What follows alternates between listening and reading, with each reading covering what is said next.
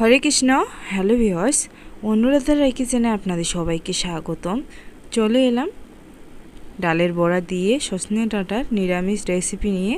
তবে চলুন রেসিপিটি দেখে নেওয়া যাক। এখানে আমি সজনে ডাঁটা কেটে নিয়েছি আর আলু কেটে নিয়েছি ডুমো ডুমো করে, আর নিয়ে নিয়েছি মটর ডাল হাফ কাপ। ডালটাকে আমি ভালোভাবে পেস্ট করে নিয়েছি। আর এখন সবার প্রথমে আমি বড়াগুলো ভেজে নেব।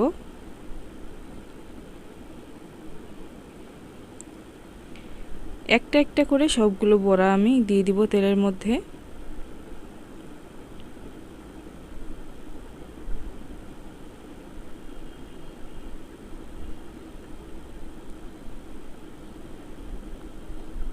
বড়াগুলো যখন এক পাশ হয়ে যাবে, অপর পিঠ আমি উল্টিয়ে দিব।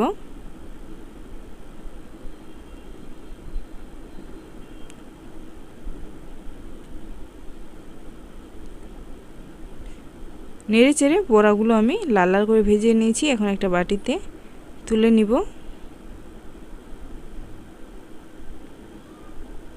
বাকি তেলের মধ্যেই সজনে ডাঁটাগুলো আমি একটু ভেজে নেব।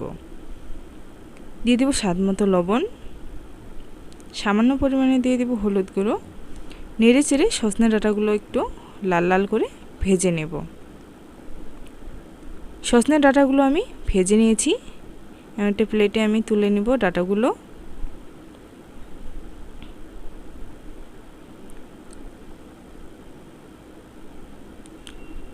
বাকি যে তেলটা, এই তেলের মধ্যে আমি ফোড়নে দিয়ে দিব দুটি তেজপাতা ও দুটি শুকনো মরিচ।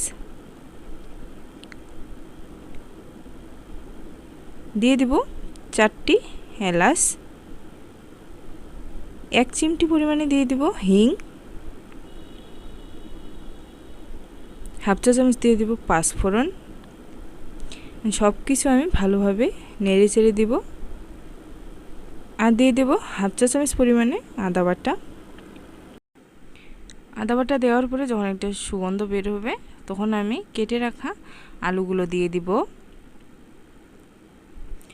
ভালোভাবে নেড়ে চেড়ে স্বাদ মতো দিয়ে দিব লবণ ও পরিমাণ মতো দিয়ে দিব হলুদ গুঁড়ো। লবণ হলুদ ভালোভাবে নেড়ে চেড়ে আলুটাকে আমি 5-6 মিনিটের মতো ভেজে নেব। 5-6 মিনিট পরে আলুটা অনেকটাই ভাজা ভাজা হয়ে গেছে। এখন দিয়ে দিব দুটি টমেটো কুচি। টমেটো কুচি দিয়ে ভালোভাবে নেড়ে চেড়ে দিয়ে দিব হাফ চা চামচ পরিমাণে মরিচের গুঁড়ো। দিয়ে দিব হাফ চা চামচ পরিমাণে গরম মশলার গুঁড়ো। মশলাটা ভালোভাবে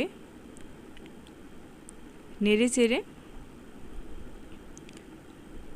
দিয়ে দিব সামান্য পরিমাণে জল, আলুটা ভালোভাবে সিদ্ধ হওয়ার জন্য।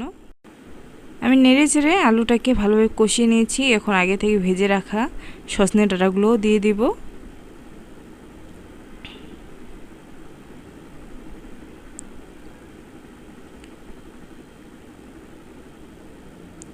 এখন দিয়ে দিব আরেকটু জল। সজনে ডাঁটাটা যেন ভালোভাবে সিদ্ধ হয়, সেজন্য আরেকটু জল দিয়ে দিলাম।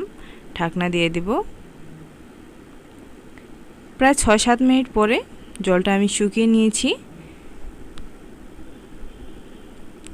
এখন দিয়ে দিব ঝোলের জল। ঝোল কতটুকু রাখবেন সে অনুযায়ী জলটা দিয়ে দিবেন। আমি একটু ঝোল ঝোল করব, তাই আমি জলটা একটু বেশি করে দিচ্ছি।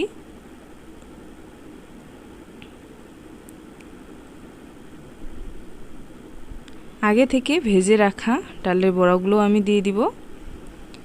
ভিডিওটি যদি ভালো লাগে তাহলে অবশ্যই লাইক, কমেন্ট, শেয়ার ও সাবস্ক্রাইব করে পাশে থাকবেন। আর পাশে থাকা বেল আইকনটি বাজিয়ে দিবেন, যাতে করে সবার প্রথমে ভিডিওটি আপনাদের কাছে পৌঁছে যায়। আমি ঝোলটাকে ভালোভাবে ফুটিয়ে নিচ্ছি। আজ এ পর্যন্তই। দেখা হবে এক নতুন রেসিপি নিয়ে।